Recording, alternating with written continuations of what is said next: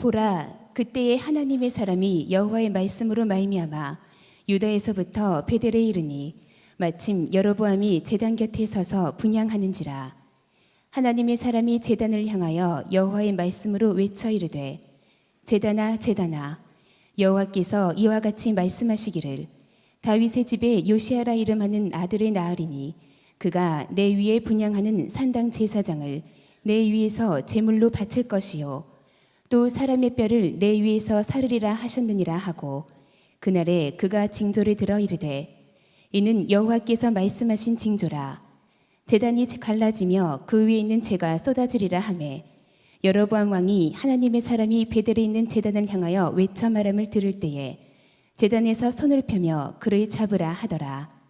그를 향하여 편 손이 말라 다시 거두지 못하며 하나님의 사람이 여호와의 말씀으로 보인 진종대로 제단이 갈라지며 재가 제단에서 쏟아진지라.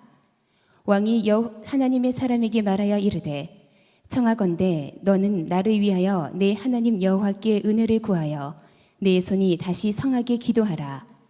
하나님의 사람이 여호와께 은혜를 구하니 왕의 손이 다시 성하도록 전과 같이 되니라. 왕이 하나님의 사람에게 이르되, 나와 함께 집에 가서 쉬라. 내가 내게 예물을 주리라.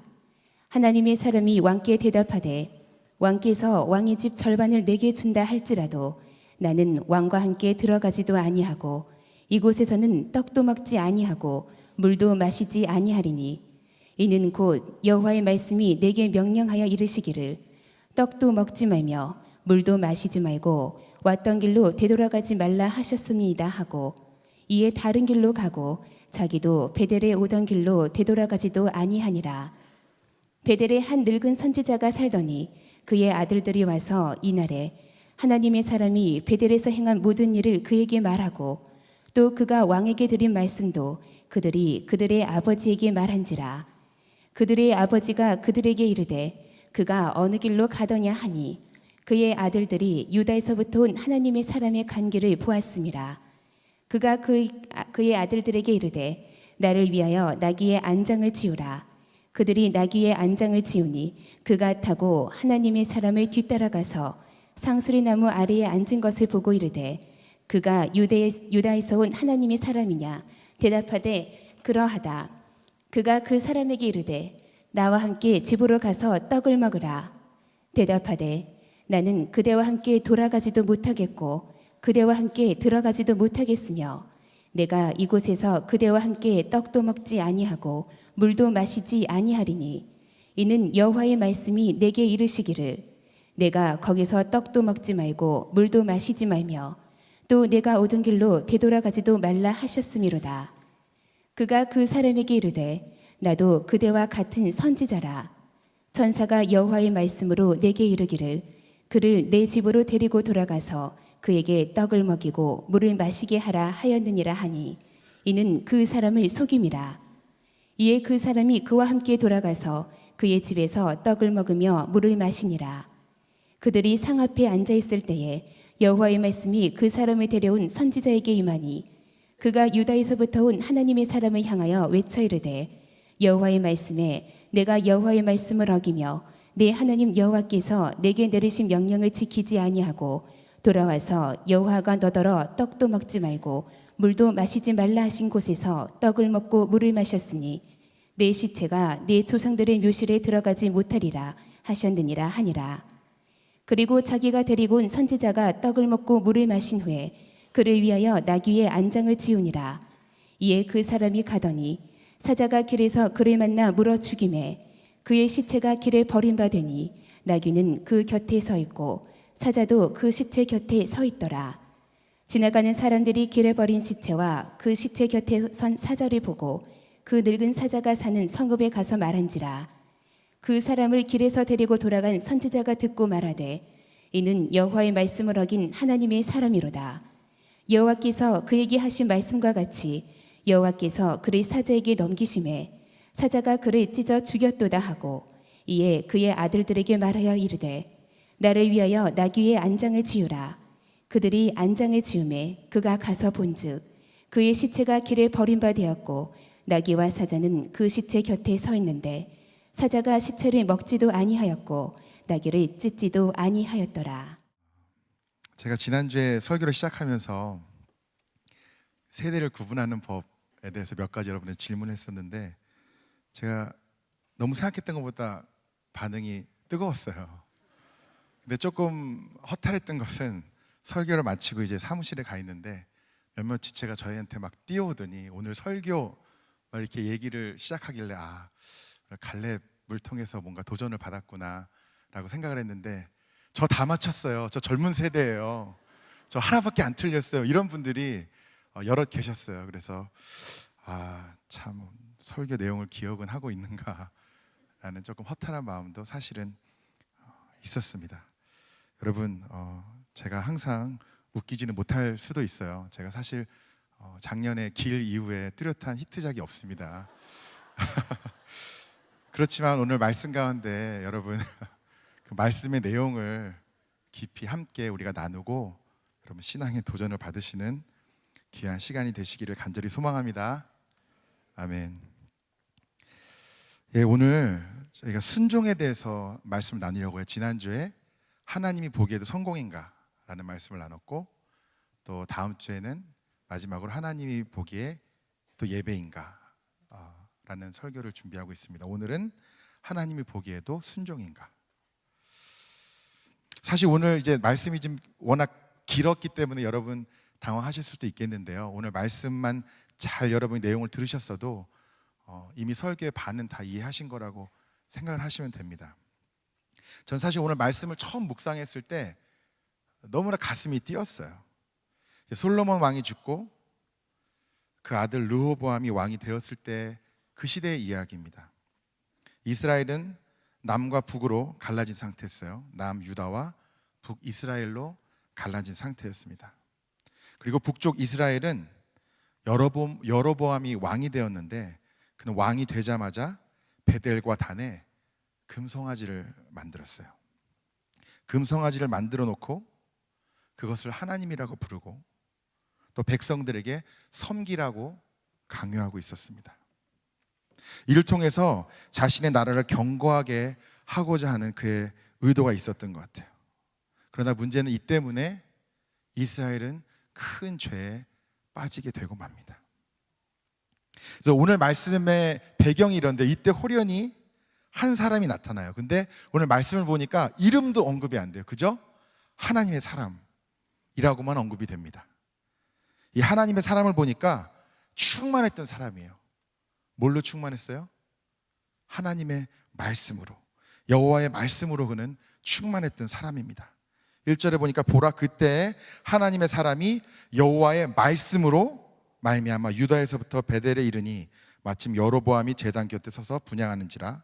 하나님의 사람이 제단을 향하여 여호와의 말씀으로 외쳐 이르되 제단아 제단아 여호와께서 이와 같이 말씀하시기를 다윗의 집에 요시야라 이름하는 아들을 낳으리니 그가 내 위에 분향하는 산당 제사장을 내 위에서 제물로 바칠 것이요 또 사람의 뼈를 내 위에서 사르리라 하셨느니라 하고 그날에 그가 징조를 들어 이르되 이는 여호와께서 말씀하신 징조라 제단이 갈라지며 그 위에 있는 재가 쏟아지리라 하매.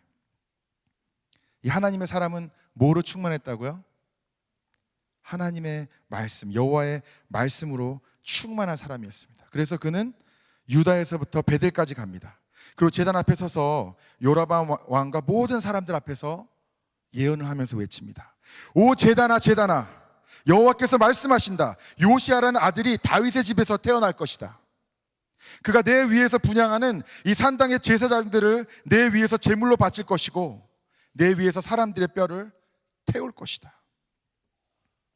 하나님의 사람이 말씀에 따라 하나님이 심판하실 것을 아주 담대하게 전했습니다. 그러자 여로보암이 외칩니다. 저자를 붙잡아라. 그런데 갑자기 여로보암의 팔이 말랐다 이렇게 성경에 나오고 있어요. 한마디로 이 팔이 굳었다는 이야기입니다. 저자를 붙잡아라 이렇게 소리 지르는 순간에 팔이 접히질 않는 거예요. 그냥 이대로 굳어버렸어요. 그리고 하나님의 사람이 예언한 대로 제단은 산산조각 나고 그 사이로 재들이 마구 쏟아지기 시작했습니다. 방금 전까지만 해도 큰 소리 치던 왕이 하나님의 사람에게 간곡하게 말합니다. 당신이 하나님께 은총을 빌어서 내 손이 낫도록 기도해 주십시오. 그리고 그는 즉시 중보 기도를 하고 여로보암의 팔은 다시 굽어지게 되죠. 이제 왕의 태도가 180도 변했습니다. 이제는 이 하나님의 사람을 자신의 집에 초대하고 또 큰 상을 내리겠다고 그에게 이야기를 합니다. 하지만 이 하나님의 사람은 충만한 사람이었습니다. 뭘로 충만했다고요? 말씀으로. 여호와의 말씀으로 충만했습니다. 그는 왕에게 이렇게 대답합니다. 당신의 모든 소유의 반을 준다고 해도 난 절대로 당신을 따라가지 않겠습니다. 여기서는 빵도 먹지 않고 물도 마시지 않겠습니다. 너는 빵도 먹지 말고 물도 마시지 말고 내가 왔던 길로도 돌아가지 말라는 그 말씀을 여호와께부터 내가 받았기 때문입니다. 그리고 왔던 길이 아닌 다른 길로 돌아가 버렸어요. 저는 이 말씀을 읽을 때 막 전율이 왔습니다. 이름도 알 수 없는 이 하나님의 사람이 너무 멋있는 거예요. 나도 이럴 수 있을까?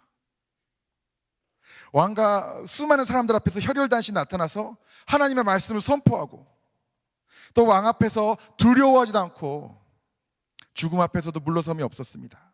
그는 하나님 앞에 또 하나님의 말씀에 붙잡힌 바 된 그런 사람이었습니다.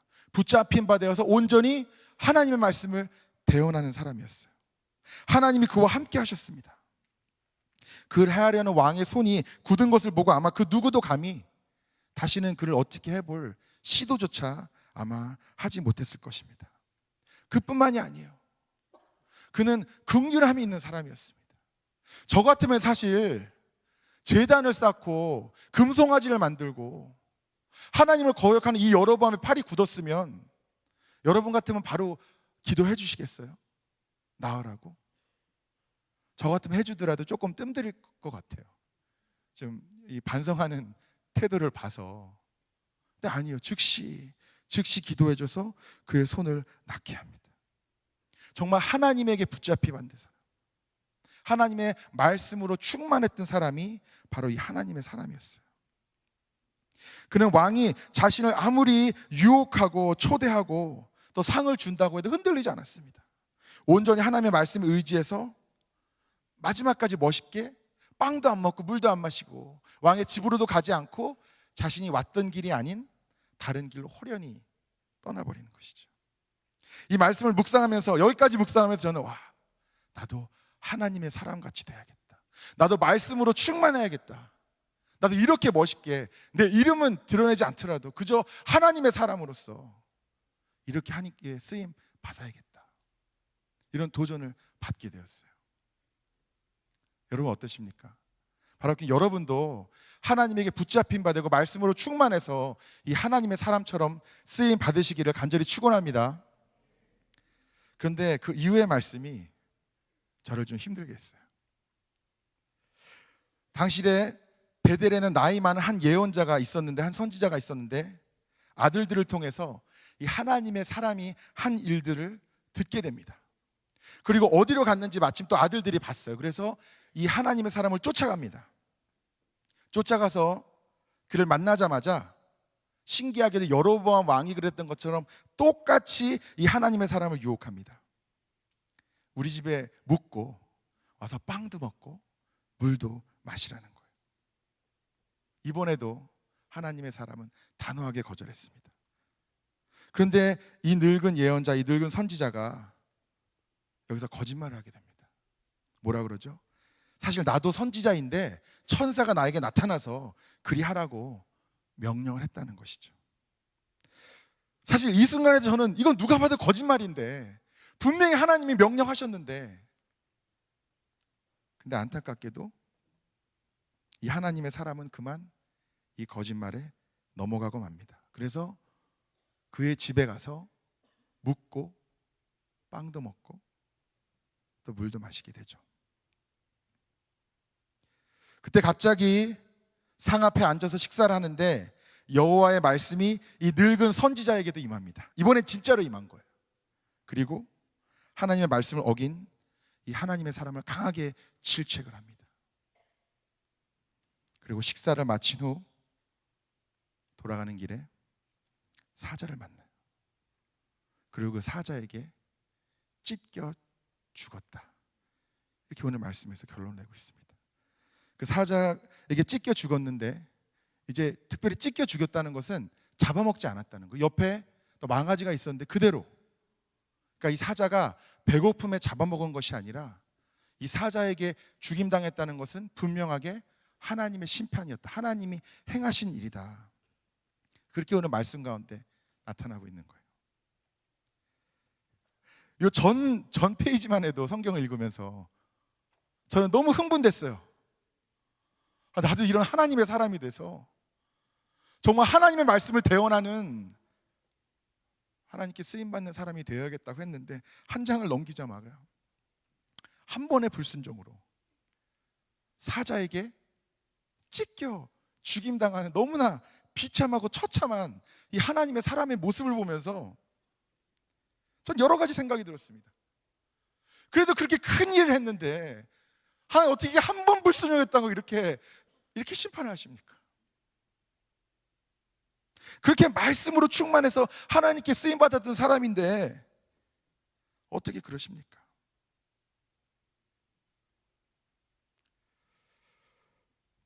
나도 연약한 사람인데 나도 이런 실수를 하지 않을 수 있을까? 라는 생각도 들더라고요. 그렇다면 나도 그렇다면 이런 심판을 받게 되는 것은 아닐까?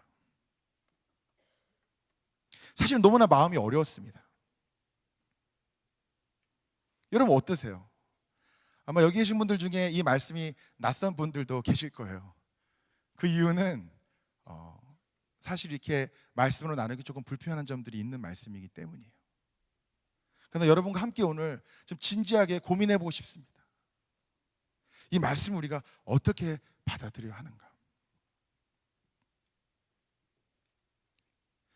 사실 성경을 묵상하다 보면은 이런 비슷한 예들이 의외로 굉장히 많이 있습니다. 한 가지 예가 이 사울 왕이 될 것 같아요.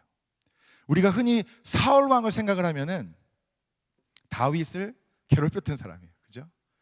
다윗을 못 사게 굴고 괜히 갑자기 창 던지고 죽이려고 그러고 시기했던 사람. 그 사람을 우리가 사울이라 생각합니다. 근데 여러분 잘 아시겠지만 사울은 이스라엘의 첫 왕이었어요. 사무엘상 9장 2절에 이런 말씀이 나옵니다. 기스에게 아들이 있으니 그의 이름은 사울이요 준수한 소년이라. 이스라엘 자손 중에 그보다 더 준수한 자가 없고 키는 모든 백성보다 어깨만큼 더 컸더라. 굉장히 이 사울은 잘생긴 사람이었고요, 키가 굉장히 큰 사람이었어요. 보통 사람보다 머리 하나가 더 컸던, 어깨 위로 컸던 사람인데, 사실 우리 젊은이 교회도 키 큰 형제들이 굉장히 많이 있어요. 그죠? 대부분 보면은 이 키 큰 형제들이 굉장히 순박해요. 그죠? 좀 순수하고 어딘가 약간 부족해 보일 때도 있고 그럴 정도로 수줍음 많고 순수한 키 큰 청년들이 많이 있습니다. 아마 이 사울도 그랬던 것 같아요. 처음에 옛날에 이 사무엘상 10장 20절에서 22절 말씀, 사무엘이 이에 이스라엘 모든 지파를 가까이 오게 하였더니 베냐민 지파가 뽑혔고, 베냐민 지파를 그들의 가족별로 가까이 오게 하였더니 마드리의 가족이 뽑혔고, 그 중에서 기스의 아들 사울이 뽑혔으나 그를 찾아도 찾지 못한지라. 그러므로 그들이 또 여호와께 묻되 그 사람이 여기 왔나이까 여호와께서 대답하시되 그가 진보다리들 사이에 숨었느니라 하셨더라. 이 사울이 왕이 되어서 이제 선택을 받았는데 어디 있었다고요? 진보다리 뒤에 숨어 있었대요. 이때만 해도 이 사울 굉장히 매력적인 사람이다. 키는 훤칠하게 크고 잘생기고 수줍음 많고. 자매님들 막 가슴 뛰시죠? 이런 형제. 네? 사울이 그런 사람이었어요. 그렇게 수줍음 많고 순수한 사람이었어요. 내가 봐도 이런 사람은 하나님이 쓰실 것 같은 그런 사람이었어요. 그러나 그도 어느 순간 하나님보다 사람을 더 의식하기 시작하면서 계속 반복되는 죄를 짓기 시작하고, 또 그로 말미암아 하나님이 사울을 선택한 것을 후회하신다고 말씀하실 정도로 말씀하실 정도로 그의 말로는 너무나 비참합니다. 오늘 말씀에서는 한 장 넘겨서 바로 죽었, 너무 우리에게 당황스러운 말씀이지만 사실은 많은 사람들이 하나님을 끝까지 바라보지 못하고 끝까지 순종하지 못하고 끝까지 하나님 품 안에 거하지 못함으로 그 말로가 비참한 게 얼마나 많은지 몰라요. 어떤 면에서는 사실 다윗도 그랬어요. 여러분, 다윗도 그랬어요. 자신의 죄의 열매를 끝까지 자기 아들이 반란을 일으키고 또 그 아들이 죽는 모습을 봐야 하고 그 죄의 결과, 그 불순종의 결과가 열매가 그대로의 삶 가운데 나타났던 거예요. 그러니까 오늘 말씀은 바로 너무 단시간에 집약돼서 나타나서 그렇지 사실은 많은 경우에 이런 일들이 있다는 겁니다. 근데 특별히 제가 오늘 말씀을 묵상하면서 강하게 주님이 주셨던 마음이 있어요. 저는 이 말씀 묵상하면서 너무 마음이 불편한 거예요. 나도 이런 벌을 받지 않을까 너무 두려운 거예요. 근데 주님이 그러시나, 너 두렵냐? 너 그렇게 두렵냐? 이 민족, 이 시대를 향한 안타까움과 나의 눈물은 너는 보이지 않느냐? 사실 여러분, 이 시대는요 정말 죄가 만연했던 시대예요. 종교 혼합주의라고 해서 그런 말 들어보셨어요? 여호와를 섬기기는 섬기는데 다른 신들도 같이 섬기던 그런 시대입니다. 이 산당이라는 것이, 사실 다음 주에 산당에 대해서 제가 좀 나누려고 하는데요, 하나님도 섬길 수 있고 다른 신도 섬길 수 있는 곳이 산당이었어요. 그래서 이 이스라엘 민족이 여호와를 섬기지 않는 것도 아니고 제사를 안 드리는 것도 아닌데 그와 동시에 다른 많은 신들을 섬기고 또 우상을 섬기는 시대였어요. 하나님을 예배하는 자도 있었고 순종하는 자도 있었지만 온전히 순종하는 자, 온전히 예배하는 자가 없는 시대였어요. 오늘 말씀도 보세요. 이 하나님의 사람이 너무나 멋있게 말씀에 충만해서 하나님의 말씀을 예언했지만 그러나 끝까지 온전히 못함으로 어찌 보면 그를 통해서 하나님이 예비하신 뜻들이 온전히 이루어지지 못하고 성취되지 못하는 것을 우리가 보게 됩니다. 사실 요즘 우리나라에도 교계에 여러 가지 시끄러운 스캔들이 많아요. 여러 교회 목사님들이 불미스러운 일들이 많이 있습니다. 어떤 분들이 그런 얘기를 해요. 지금까지 그 목사님의 설교에 너무 은혜 받고 위안을 받고 도전을 받았는데 지금까지 사기당한 것 같다고. 근데 저는 그렇게 생각하지 않아요. 지금 어떤 실수를 저질렀고 어떤 불미스러운 상황에 있을지 몰라도 분명히 하나님이 택하시고 기름 부은 때가 있었을 거예요. 말씀에 충만한 때가 있었을 겁니다. 누구나 다 그럴 수 있기 때문이에요. 근데 중요한 것은 온전히 또 끝까지 순종할 수 있냐는 겁니다. 사실 여기 계신 분들 중에 제가 한 사람 한 사람 다가가지고 여러분은 당신 온전히 순종하십니까? 끝까지 순종하십니까? 완전히 순종하십니까? 막 이렇게 부담스러운 질문을 하면 여러분 막 도망치시겠죠. 그죠? 근데 순종한 적이 있느냐? 이렇게 물으면 아마 나름대로 좀 나누실 이야기들이 많이 있으실 것 같아요. 그동안 어떻게 하나님께 순종을 했는지, 정말 어려운 형편 가운데 드렸던 예물, 건강, 시간, 여러 가지 부족한 가운데 온전히 드렸던 예배, 내가 지금까지 하나님을 위해서 또 믿음을 위해서 희생했던 것들. 그런데 분명한 것은 우리가 지금까지 순종을 많이 했다고 해서 온전히 순종한 것은 아니라는 겁니다. 제가 10여 년 전에 11년 전에 첫 목회를 홍천 서면 모곡리 모곡교회라는 곳에서 이제 26살에 전도사로 부임을 하게 됐어요. 뭐 큰 교회는 아니었지만 사실 26살 전도사에게는 과분한 교회였어요. 속회도 2개나 있었고 주일 모이는 성도 수가 거의 30명이나 되는 지역에서는 적지 않은 교회였습니다. 근데 이상하게 부임한 지 얼마 안 돼서부터 굉장히 자주 저에게 식사 대접을 하시는 권사님 부부가 있었어요. 그래서 처음에는 뭐 좋았습니다. 맛있는 것도 사주시고 또 이제 간지 얼마 안 됐는데 이제 교제도 하고 서로 알게 되면서, 근데 이상하게 이분들이 식사를 보통 이제 뭐 금요일이나 토요일 날 식사를 함께 하는데 그러고 나서 꼭 주의를 빠지시는 거예요. 그러면서 이제 식사 도중에 이렇게 지나가듯이 참 이번 주일 뭐 집안에 무슨 일이 있어서 뭐 못 올 것 같다고 그렇게 말씀을 하시는데, 또 밥을 먹고 나서 제가 뭐라고 이렇게 말을 하기가 어렵더라고요. 제가 이렇게 보기에 먹을 거 굉장히 밝히게 생길 수도 있지만 제가 그런 거에 이렇게 무조건 그런 사람은 아닙니다. 제가 나중에는 그분들이 식사하자고 그랬으면 제가 반가웠을까요? 안 반가웠을까요? 안 반가웠어요. 제가 뭐 밥 한 끼 얻어먹고 주일 성수 안 하는 거 눈 감아주고 막 저도 모르게 그런 상황이 되어버렸더라고요. 근데 어떻게 생각하면은 우리도 그런 마음일 때가 있지 않은가라는 생각이 들었어요. 우리가 순종이라고 할 때 하나님 내가 이것도 했고 이것도 했고 이것도 했는데 이거 하나 정도는 하나님 안 해도 그래도 이해해 주실 수 있잖아요. 지금까지 내가 몇 년을 주님께 온전히 순종했는데 이거 하나 정도는 안 해도 이해해 주실 수 있잖아요.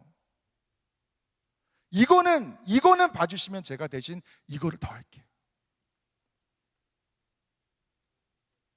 온전하게 하나님 앞에 끝까지 순종하는 것은 부담스럽지만 그래도 내가 할 수 있는 선에서 내가 잘하는 것으로 여유 있는 것으로 주님께 더 드리고 타협하고 또 생색내고 있지는 않은지에 대해서도 많이 돌아보게 되었습니다.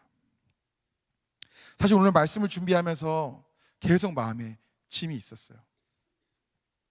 제가 다는 모르지만 여러분이 어떻게 살고 계신지에 대한 얘기는 자주 듣습니다. 어떤 분들은 오늘 예배에 참석하는 것이 대단한 순종이고 결단인 분들도 계실지 모르겠습니다.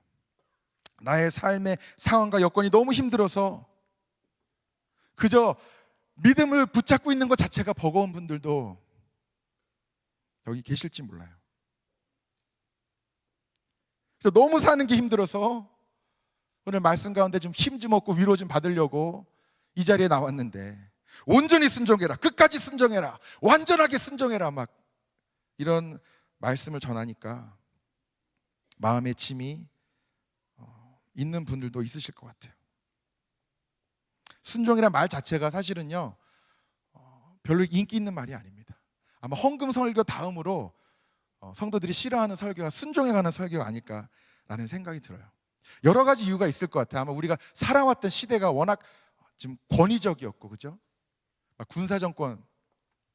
제가 초등학교 때 미국에 살았었어요. 모르시죠? 예. 미국에 살다가 이제 한국으로 다시 왔는데 굉장히 문화적인 충격이 많았습니다. 4학년 2학기부터 다시 다녔던 것 같아요.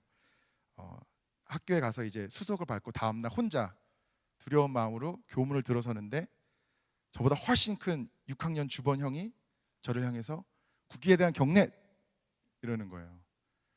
예. 낯설으신 분들도 계실 거예요. 이것도 세대 차이인데, 그래서 저는 당연히 그 말이 무슨 뜻인지 모르고 교문 앞에서 무릎 꿇고 앉아 있었던 기억이 있어요. 그런 시대가 있었습니다. 그 교과서나 전과, 여러분 전과 아세요? 그 앞에도 막 대통령 사진이 붙어 있었고, 예, 그런 시대가 있었어요. 이 권위적인 시대를 살고 또 많은 경우에는 권위적인 목회자들의 그런 목회를 경험하신 분들은 이 순종, 권위에 대해서 복종하는 것에 어떤 막연한 반감을 갖고 계신 분들도 있으실지 몰라요. 그래서 순종이라는 말씀을 우리가 들고 나눌 때 부담스러워 하시는 분들이 많이 있어요. 방금 나눈 것처럼 어찌 보면 정말 우리에게 필요한 말씀은 좀 끝까지 순종해라, 온전하게 순종해라가 아니라 이런 것일지도 몰라요. 수고하고 무거운 짐진 자들아 다 내게로 오라, 내가 너희를 쉬게 하리라. 아멘. 여러분 이 말씀 좋으시죠? 수고하고 무거운 짐진 자들아 다 내게로 오라. 내가 너희를 쉬게 하리라. 좀 이런 말씀 좀 같이 나누지. 그죠? 이게 마태복음 11장 28절인데 제가 29절 30절 계속 읽겠습니다. 나는 마음이 온유하고 겸손하니 나의 멍에를 메고 내게 배우라. 그리하면 너희 마음이 쉼을 얻으리니 이는 내 멍에는 쉽고 내 짐은 가벼움이라 하시니라. 수고하고 무거운 짐진 자들아 다 내게로 오라. 내가 너희를 쉬게 하리라. 이 말씀에 여러분 너무 은혜되시죠? 근데 그 다음 말씀이 사실은 좀 이상해요. 내게 오라고 그러고 쉬라고 쉼을 준다고 말씀하셨으면 뭔가 그럼 짐을 다 내려놔라 이렇게 말씀이 이어져야 되는데 뭐라 그러죠? 나의 마음이 온유하고 겸손하니 나의 멍에를 메고 내게 배우라 이렇게 말씀하시잖아요. 여러분 멍에가 뭔지 아세요? 멍에가 어떻게 생겼는지 아십니까? 잘 모르세요? 사진 좀 보여주세요. 저렇게 생겼습니다. 이 소 두 마리를 이렇게 목을 매서 뭐 수레를 끌거나 밭을 갈 때 사용하는 그런 거예요. 이 여러 가지 굳은 일을 하는데 도움이 되는 그런 도구입니다. 수고하고 무거운 짐진 자들아 이렇게 위로하시면서 부르시는 주님은 왜 이 멍에를 우리한테 매라고 하시는 것일까요? 사실 이 말씀을 처음 묵상할 때 저는 나름 이렇게 이해했습니다. 여러분 남자분들 군대 갔다 오셨죠? 군대 갔다 오셨죠? 군대를 가면은 이 행군을 하잖아요. 그럼 뒤에 군장을 매야 됩니다. 이 군장의 목적은 사실은 무거운 짐이 많아요. 뭐 총도 들어야 되고 군장 안에도 여러 가지 뭘 넣어야 되는데 최대한 그것을 효율적으로 무거운 짐을 감당하게 하는 것이 군장의 목적이에요. 맞죠? 예, 여자분들 잘 이해가 안 되시죠? 캐리어 아시죠? 캐리어 여자분들 이렇게 끄는 거. 이 캐리어 자체는 짐이 아니에요. 무거운 짐을 가볍게 끌 수 있도록 하는 도구잖아요. 이 멍에도 같은 거예요. 어떻게 생각해 보면 그렇죠? 이 멍에 자체가 짐이 아니라 멍에 없이 밭을 가려고 그래봐요. 입으로 물고 끌든지 그죠? 뭐 다리나 허리에 묶는 것보다 이렇게 꼭 맞는 멍에를 매므로써 인생의 짐이 가벼워지는구나. 우리가 어차피 주님을 믿든 안 믿든요 인생에 다 짐은 있어요. 다 사는 게 힘든데 기왕이면 주님의 멍에를 메고 주님의 짐을 지자. 기쁨으로 감당하자. 주님이 멍에를 통해서 더 쉽게 되는구나. 아멘? 이런 은혜를 제가 받았습니다. 근데 이번에 이 말씀을 또 우연치 않게 또 묵상하면서 받은 새로운 은혜가 있어요. 이 멍에는 영어로 yoke라고 합니다.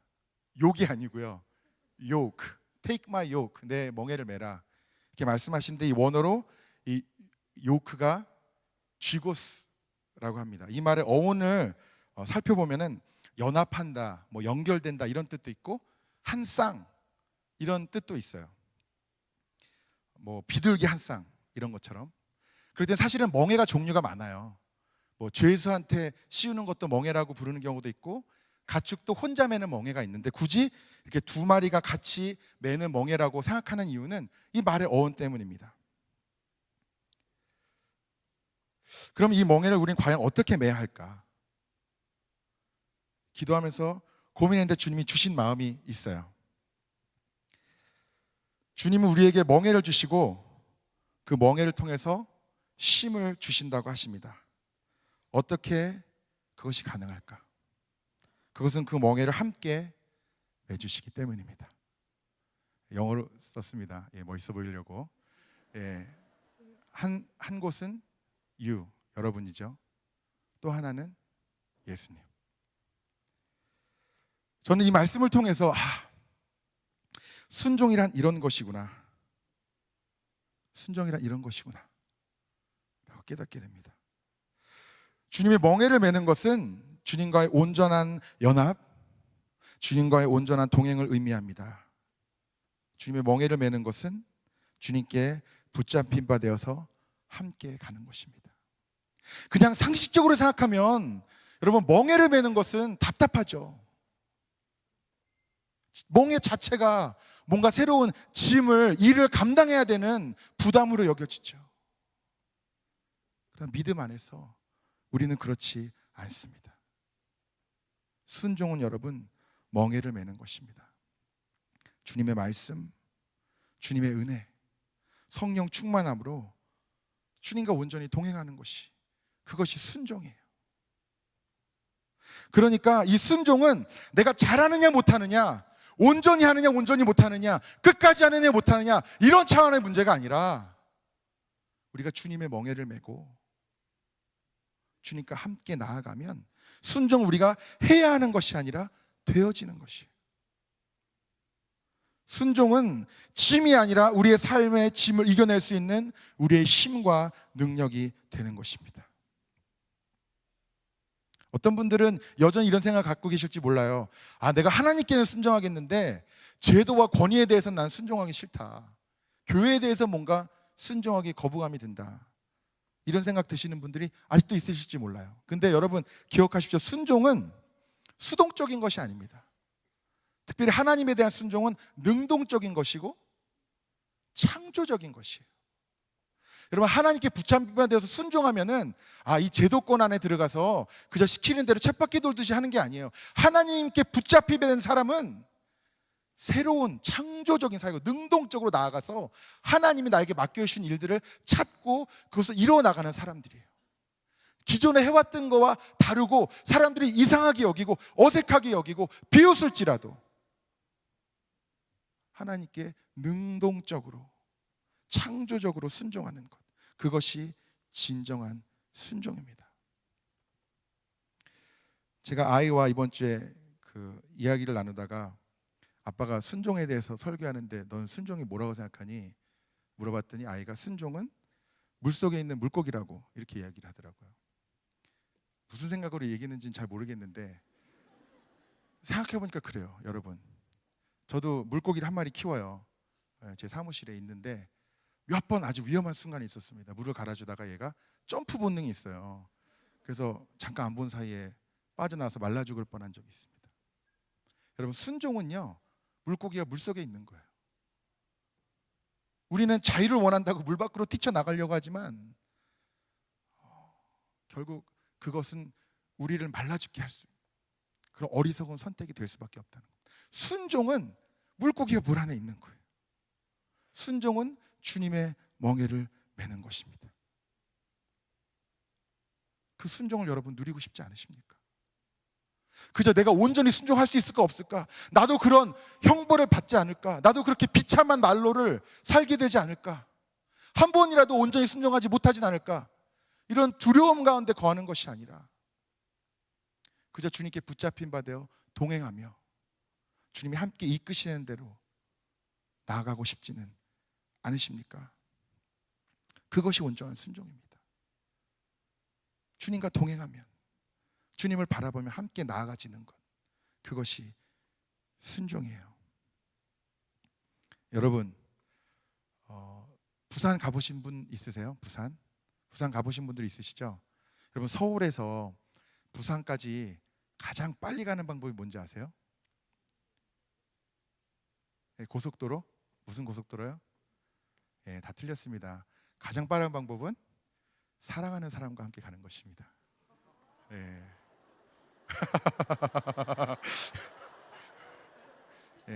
저 같은 경우는 제 아내와 함께 저기 앉아 있는데 가면은 정말 금방 갈 것 같아요. 야심차게 준비한 겁니다.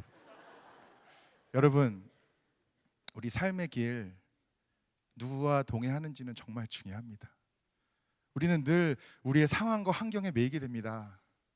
이런 상황에서 제가 어떻게 온전히 순종할 수 있겠습니까? 제가 어떻게 온전히 주일 성수를 할 수 있겠습니까? 어떻게 제가 주님 앞에 온전히 예배할 수 있겠습니까? 그러나 아니에요. 온전한 순종은 우리가 주님과 동행할 때 되어지는 것입니다. 주님께 붙잡힌 바 되어 또 충만하면, 말씀으로 충만하고 성령으로 충만하면 되어지는 것이 순종이에요. 그렇기 때문에 우리가 순종을 생각할 때 잘할 수 있을까 없을까 두려워하고 염려해야 하는 것이 순종이 아니라 우리가 누려야 할 기쁨이고 축복이에요. 우리가 덮어야 될 따스한 이불입니다. 여러분, 이불은 우리에게 따스하게 하는 것이지 우리를 답답하게 하고 짓누르는 것이 아니잖아요. 물 밖으로 뛰쳐나가는 물고기, 아직 다 준비가 안 됐는데 알을 깨고 뛰어나오는 병아리. 병아리가 그럼 어떻게 됩니까? 계란 후라이가 되겠죠. 예. 아니면 공계란이 되거나, 예. 공계란 모르시는 분들은 예, 됐습니다. 나중에 찾아보세요. 그런 게 있어요, 공계란. 여러분, 주님과 온전히 동행하는 삶을 사시기를 간절히 소망합니다. 그리고 주님 보시기에 순종하는 삶을 사시기를 바랍니다. 그리고 여러분 안에 조금이라도 주님과의 관계 속에서 두려움이나 염려나 근심이 있다면 다 내려놓으시고 그저 이제 주님의 멍에를 메시기를 바랍니다. 그리고 여러분, 주님과의 관계가 온전케 되고 이제 주님 앞에 온전히 순종하는 여러분의 삶이 세워질 때, 이제는 여러분을 통해서, 이 하나님의 사람을 통해서 주님이 일하신 것처럼 여러분을 통해서도 주님 일하기를 원하시는 거예요. 이 시대를 향해, 하나님을 온전히 섬기지 않는 이 시대를 향해, 하나님을 안 섬기는 것도 아니고 섬기는 것도 아니고, 예배 안 하는 것도 아니고 온전히 하는 것도 아니고, 온전히 순종하는 것도 아니고 안 하는 것도 아닌 이 시대를 향해 하나님의 말씀을 대언할 자를 주님은 간절히 찾고 계십니다. 여러분 온전한 순종을 통해, 주님과의 동행을 통해 여러분의 삶이 회복되는 데 그치는 것이 아니라, 주님은 그 여러분의 삶, 여러분의 순종을 통해 이 젊은이 교회를, 이 나라를, 이 민족을, 이 시대를, 이 세대를 변화시키고 다시 주님 앞에 온전히 예배하는 자로 세우기를 원하시는 거예요. 그렇게 되기를 간절히 소망합니다. 여러분 사랑하는 사람과 동행하시는 여러분의 삶이 되기를 간절히 축복합니다. 하는 것이 아니라 누리는 것, 되어지는 것. 이 순종이란 축복, 이 선물을 오늘 주님에게 온전히 받으시는 여러분이 되시기를 축원합니다. 이 시간 다 같이 기도하시겠습니다. 우리 이 시간 기도할 때 좀 서로를 위해서 간절히 중보했으면 좋겠습니다. 주님, 나의 형제 자매들 안에 있는 두려움, 근심, 염려 다 파하여 주시옵시고, 혹시 주님을 온전히 바라보지 못하게 하고 온전히 주님과 연합하지 못하게 하는 악한 관계가 있다면 주님 다 파하여 주시옵소서. 성령 충만함을 부어 주시옵시고, 이제는 두려움이 아니라 주여 평안과 기쁨과 은혜를 부어 주셔서 주여 나의 사랑하는 자와 동행하는 그 기쁨을, 그 축복을 누리는 자를 온전히 세워 주시옵소서. 우리 주님의 이름을 힘차게 부르고 다 같이 기도하시겠습니다. 주여, 은혜가 풍성하신 하나님 아버지, 주님의 은혜를 부어 주시옵소서. 내 안에 있는 주님을 온전히 바라보지 못하게 하는, 아버지 주님께 온전히 순종하지 못하게 하는 나의 두려움과 염려와 연약함이 있다면 다 파하여 주시옵소서. 오직 주님만을 바라보게 하여 주시옵시고, 아버지 주님만을 붙잡고 나아가게 하여 주시옵소서. 주님과 온전히 동행하는 삶을 살기를 원합니다. 아버지 온전히 그것을 누리며 살아가기 원할 때 아버지 주님의 은혜를 부어 주시옵소서. 주님의 말씀을 부어 주시옵소서. 온전히 동행하게 하여 주시옵시고, 나의 순종으로 말미암아 아버지 이 시대를 향한, 이 세대를 향한 주님의 뜻이 이루어지고 선포되어지게 하여 주시기를 간절히 구합니다. 오직 주님의 말씀에만 귀 기울이며 온전히 순종하겠습니다. 아버지 주님의 마음을 부어 주시옵소서. 이 시대를 향한, 이 영혼들을 향한 안타까운 마음을 내가 알게 하여 주시옵소서. 주님의 그 긍휼하신 그 눈물을 알게 하여 주시옵소서. 아버지 오직 주님께 붙잡힌 바 되어 아버지 순종하며 나아가 주님의 뜻을 이루어가게 하여 주시옵시고, 아버지 이 세대를 향해 주님의 온전한 말씀을 선포하며 나아가는 당신의 귀한 세대로 삼아주시기를 간절히 원합니다. 아버지 강건케 하여 주시옵시고, 한 사람 한 사람 기름 부어주시고 성령 충만함을 부어주시옵소서. 아버지 그것을 누리기를 원합니다. 그 은혜 가운데 거하기를 원합니다. 아버지여 축복하여 주시옵소서. 충만케 하여 주시옵소서. 은혜를 부어주시옵소서. 오직 주님이 주신 평안 가운데만 거하게 하여 주시옵소서. 나 입술의 모든 찬양과 아버지 모든 기도가 그대로 주님께 상달되기를 원합니다.